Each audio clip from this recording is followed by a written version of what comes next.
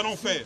Des fois, nous utilisons certains opérateurs pour la paix des enseignants, comme Caritas, mais Caritas pose aussi beaucoup de problèmes. L'accès est difficile. Pour une petite prime de 30-40 000 francs, on doit mettre ça à la banque. Pourquoi? Et puis, ces épreuves-là, je dois l'avouer, ça touche également au social. Tous ceux qui surveillent là, ils se retrouvent un soir avec 30 000, 40 000, 70 000 francs. Ce n'est pas 500 $ comme on l'a annoncé par les médias de la haine.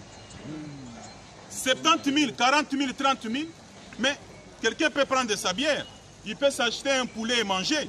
Ça touche également au social. J'ai dit, comme ça s'est toujours fait dans les années antérieures, cet argent-là sera donné à la main. Alinguetti me dit il faut donner ça dans les banques. Même si vous envoyez cet argent dans les comptes des IPP, dans les 58 provinces éducationnelles. Mais les banques ont des instructions, il y a des plafonds. Vous ne pouvez pas sortir une somme au-delà, par exemple, de 10 000 $. Comment vous allez servir tous les intervenants? Et puis c'est une prime ponctuelle.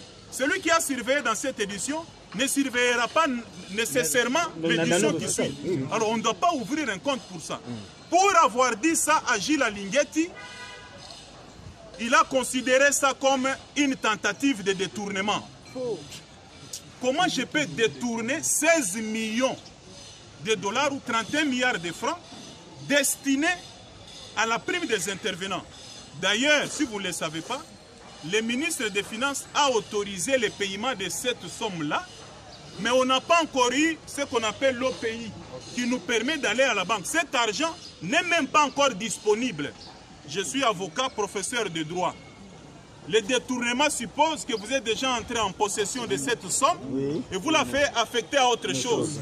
La tentative voudrait dire aussi que vous êtes déjà entré en possession de cet argent, vous voulez l'affecter à autre chose et on vous a arrêté.